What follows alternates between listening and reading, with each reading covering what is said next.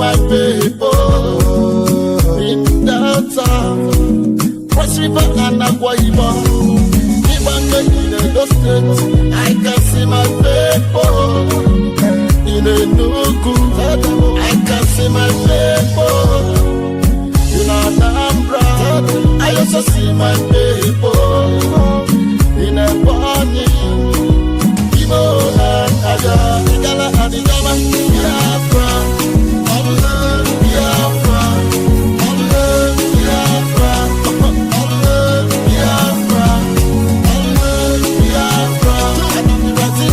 Biafra, Igbo coup to justify the attack.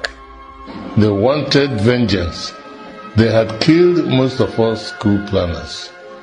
They had killed hundreds of Igbo military officers to prevent us from fighting back. They had slaughtered over 30,000 innocent Igbos and Easterners in the north and other parts of Nigeria, but it was not enough. Ojukwu called all the chiefs and elders of the Eastern region, and we declared Biafra on 30th of May 1967 in the hope that they would leave us alone. At 5 a.m. on 6th July 1967, they fired the first shot at Gakem. Okay, everybody on your feet left! Let's go! We had no weapons. Britain armed the Nigerians fully. They captured the oil fields of Biafra, but it was not enough. They began a blockade of Biafra. They attacked by air, land, and sea, bombing civilians. By the time the war ended, over 3 million people were dead. They called it the Nigerian Civil War, but it was a genocide, worse than the Armenian genocide, and second only to the Jewish Holocaust, the worst mass murder of the 20th century. Why did they keep attacking till we were subdued? Because it was their master plan. It was the final solution to the Christian Igbos laid down by Ahmadu Bello. That was what Nzogu uncovered as the head of military intelligence. That was why they removed him, so he would not know. But it was already too late. That was why we struck to stop their crazy plan. 6. I bring to you a message of truth and freedom, for it is only the truth that can set us free from the bondages of war and propaganda, which we confuse as history. My name is Col.Emmanuel Nwora Nwobosi. I am 80 years old. It is time to be bold. I am too old to lie. I am not afraid to die. It is time to tell you why we had to try. I am the last of the original coup plotters of January 15, 1966, with Major Chukwuma Nzogu. I knew Nzogu well. We went to school together. We trained together. We trained at Sandhurst Military Academy, UK. We lived together. Nzogu was our first head of military intelligence and uncovered terrible plans to wreak havoc across the country. We organized a group of progressive military officers to carry out a coup on 15 January 1966 to stop a jihad and bring sanity to Nigeria, steeped in nepotism, corruption, and mass murders. The government of Tafawa Balewa, controlled by the premier of northern Nigeria, Ahmadu Bello, were using us in the army to repress the Middle Belt and Western Nigeria. Houses and cars were burnt. Thousands were killed. There were 9 of us that planned the January 15th revolution. Majors Nzogu, Anuforo, Ifeajuna, Ademoyega, Chukwuka, Okafo, Onwatuegwu, and Obienu, and myself. However, 4 of us started it: Major Ifeajuna and Major Ademoyega in the south, and Major Nzogu and myself in the north. We then united as a single revolution. I am the last of the 4 original revolutionaries. None published the complete truth. Only me, Col.Emmanuel Nworobosi, is alive today to tell the final truth, so that the lies will not triumph forever. They used us to repress the Middle Belt and the Yorubas. When we saw genocide, we began to disobey orders and swore to stop them. For instance, Major Chris Anuforo refused to release mass murderers caught with weapons and was court-martialed. He was replaced by Major Hassan Katsina, a northern Muslim willing to act. I was in Abeokuta, but refused to repress Yorubas. Instead, I opened our barracks as a safe place for them to run to. They told many lies about the January 15 boys to justify their genocide. But it is those of us that planned the revolution that they should have killed, not the 3 million innocent Biafrans that knew nothing. For years, I kept quiet, blaming myself and wondering whether at 27 I was too radical, that my actions led to the death of millions. Today, the same evil in 1966 is being unleashed. As I watch, my sense of guilt has vanished, because we were not the evil. We were trying to stop the evil.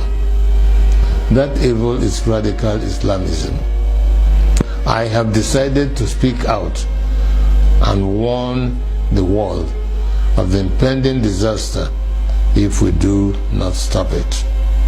Each time radical Muslims plan a jihad in their religious mission to conquer the world, they will fail. But in the attempt, thousands and even millions will die. That happened to us in Biafra. At this point, let me differentiate between peaceful, law-abiding Muslims and radical Muslims who want to kill others, to force their religion on them. The problem is that wherever peaceful Muslims are, there are some radical Muslims amongst them. That is why they began a jihad in 1966. That is why we had to stop it. That is why they killed millions of our people. That is why we declared Biafra. Because we are a peaceful people, and oil and water can never mix. My story is a warning to Nigerians. For years, I was prevented from speaking the truth by exile, prison, harassment, poverty, surveillance, and death threats held over many of the actors like Ojukwu, Zik, Awolowo, Ibiam, and the January 15 boys that survived.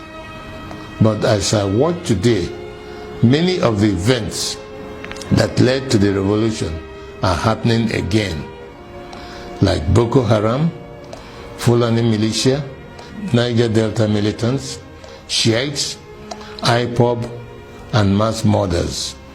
Some people think we acted wrongly in carrying out the January 15th revolution, but they may not be fully aware of the realities then.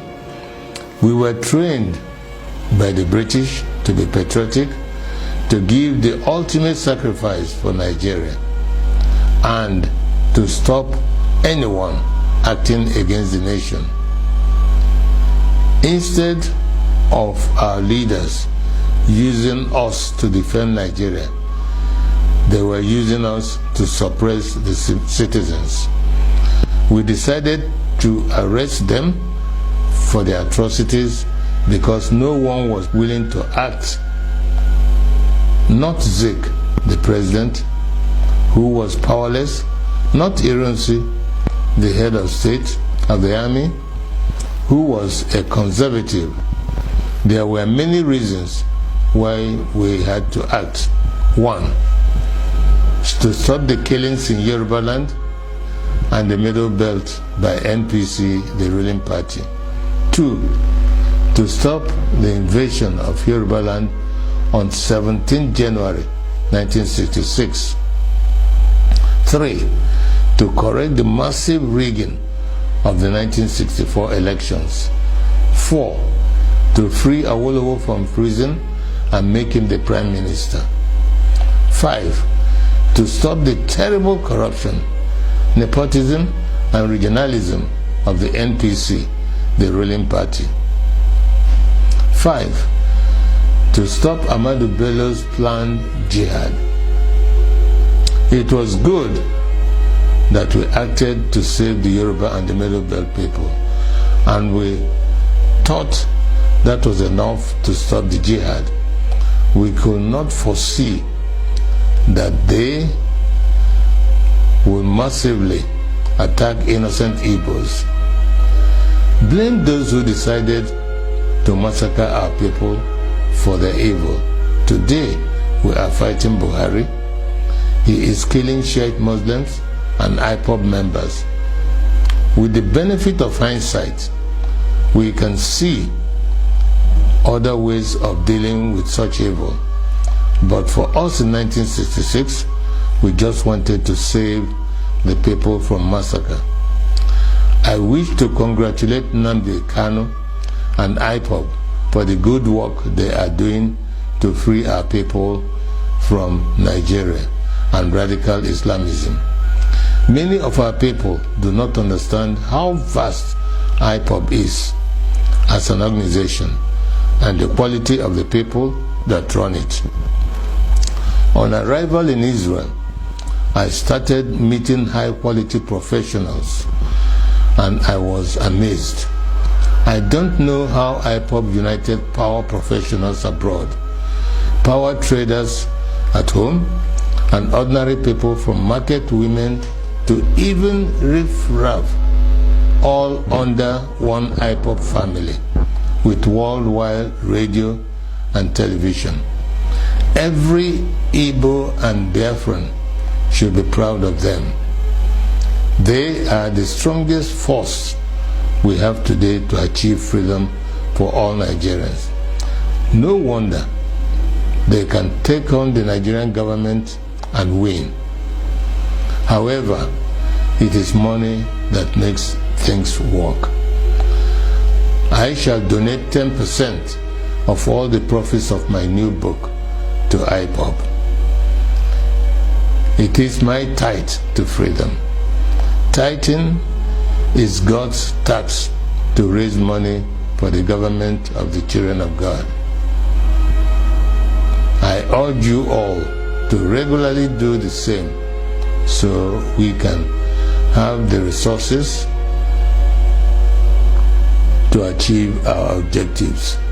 On this day of 15th January 2019, the anniversary of our revolution, I want to hand over to Nnamdi Kanu and IPOB the baton of the January 15 boys, to you to complete the revolution we started. I am Col.Nwaobisi, a chief and elder of the Obosi people. I bring to you the blessings of the ancients. I fought for Biafra. I was wounded for Biafra. I shall die for Biafra. He said,